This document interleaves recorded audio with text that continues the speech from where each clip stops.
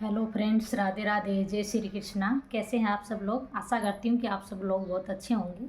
और आज का मैं वीडियो लेके आई हूँ कि हमारी जो चूड़ियाँ हैं वो पुरानी हो जाती है तो हम उनका क्या करें, हम उनका क्या यूज़ करें।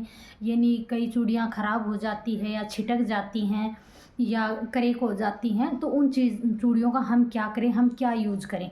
कि कुछ बहनें पूछती हैं कि भाई दान में दे सकते हैं क्या, या फिर उनको उनका क्या यूज़ करना चाहिए। तो इसके बारे में मैं आप लोगों को बताऊंगी।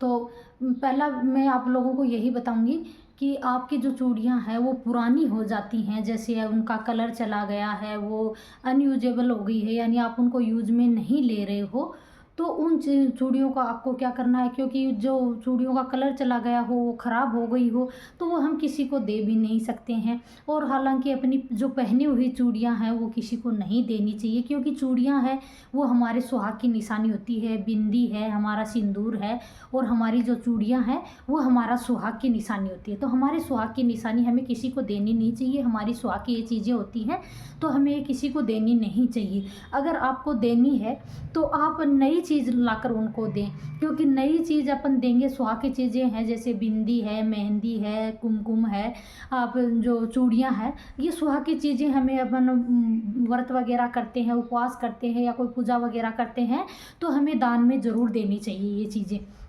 लेकिन अपनी पहनी हुई चीज़ें मेरी बहनों किसी को भी नहीं देनी चाहिए, क्योंकि हम अपने सुहाग की चीज़ें हर किसी को तो ऐसे नहीं दे सकते। कुछ बहनें बोलती है कि भाई हम यूज़ नहीं ले रहे हैं, हमारा इनसे जी भर गया है, तो ये किसी को दे देते हैं। लेकिन ऐसा नहीं करना चाहिए। किसी किसी जगह है पर दे देते हैं, लेकिन हमारे यहाँ पर नहीं दिया जाता। हम क्या है, ज़्यादातर लाख की चूड़ियाँ पहनते हैं, तो लाख की चूड़ियों में क्या है, क्रैक आ जाते हैं या कई जगह से वो उनके छोटे छोटे टुकड़े झड़ जाते हैं। तो ऐसी चूड़ियों को, क्रैक हुई चूड़ियों को हमें नहीं पहनना चाहिए। ये भी अच्छा नहीं होता है, शुभ नहीं होता है, तो वो हमें ऐसा नहीं करना चाहिए।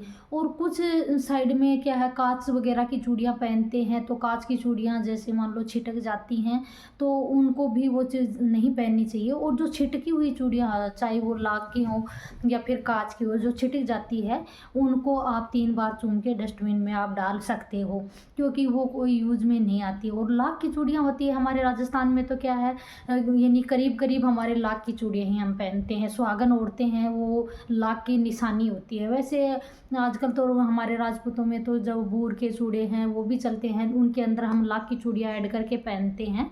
तो जो लाख की चूड़ियाँ वगैरह होती हैं, तो वो क्या है, जो मणिहार होते हैं, चूड़े वगैरह बनाते हैं, तो वो अवेलेबल हो आपके पास में, भाई कहीं आसपास में चूड़े बनाने वाले हो तो वो ले लेते हैं उन चूड़ियों को वापस, तो उनको दे देना चाहिए। और जो बिल्कुल यूजेबल नहीं है, काम में नहीं आती है, तो एक बार उनको डायरेक्ट, ये नहीं कि हाथ से निकाला और आपने डस्टबिन में डाल दिया, ऐसा नहीं करना है आपको।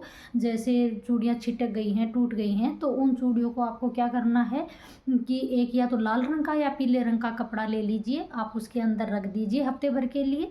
उसके बाद में आपको क्या करना है, उसको नमक के पानी में से धो के और 3 बार मुँह से चूम के उसको डस्टबिन में आप डाल सकते हो।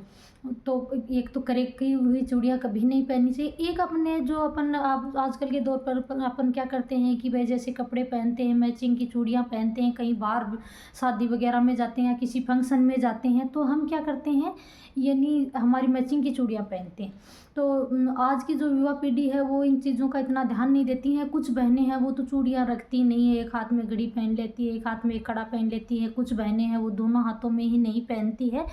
तो मैं उन बहनों को भी कहूँगी, शायद मेरी बात उनको बुरी लगे, लेकिन भगवान ने सुहाग दिया है तो हाथ में चूड़ियाँ ज़रूर रखें, भले ही एक एक चूड़ी रख ले, लेकिन चूड़ियाँ ज़रूर पहननी चाहिए।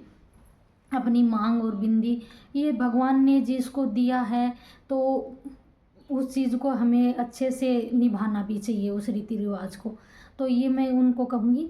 दूसरी बात, जैसे चूड़ियाँ वगैरह पहनते हैं तो कुछ बहनें खाली हाथ ऐसे चूड़ियाँ पहन लेती है, पूरा हाथ खाली करके, तो हमें कभी भी खाली हाथ पूरा करके चूड़ियाँ नहीं पहननी है।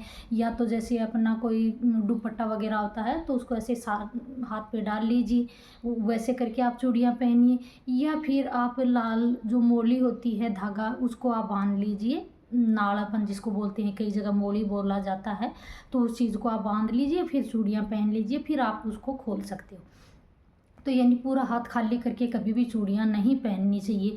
एक जो शाम का समय ये होता है, जैसे 6 और 7 के बीच ऐसे जो समय होता है, उस टाइम के अंदर चूड़ियाँ नहीं पहननी चाहिए, यानी उस टाइम पे श्रृंगार नहीं करना चाहिए। कई बहनें जैसे चोटी बनाती हैं, मांग भर लेती हैं उस टाइम पे, या फिर चूड़ियाँ वगैरह पहनती है, तो उस टाइम पे उस चीज़ को अवॉइड करें। उस टाइम पे आपको नहीं, हाँ रात में आपको फंक्शन में जाना है, थोड़ा लेट रात में आप उस चीज़ को पहन सकते हो। तो मैं ये आपको कहना चाहूँगी।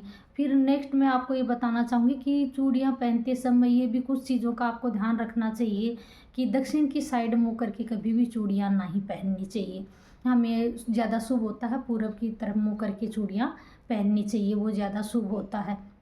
एक जो खुले बाल होते हैं, तो खुले बालों में हमें चूड़ियाँ नहीं पहननी चाहिए, यानी अपनी चोटी बांध के उसके बाद में ही हमें चूड़ियाँ पहननी चाहिए। और जो छोटे बाल हैं, खुले रखती हैं, तो उनको क्या करना है, जैसे जिस टाइम पे चूड़ियाँ पहन रही हो, तो जो दुपट्टा है अपना, ओढ़नी है, साड़ी है, जो भी है, तो वो आप सर पे डाल लीजिए और उसके बाद में आप चूड़ियाँ पहन लीजिए। तो मैं ये बताऊँगी। और अपनी सुहाग की चीज़ें हैं वो किसी को, पहनी हुई अपनी यूज़ की हुई चीज़ किसी को भी नहीं देनी चाहिए, अपना सुहाग किसी के साथ नहीं बांटना चाहिए। और वैसे आप दान करना चाहे हो तो आप कितना भी दान कर सकते हो चूड़ियों का।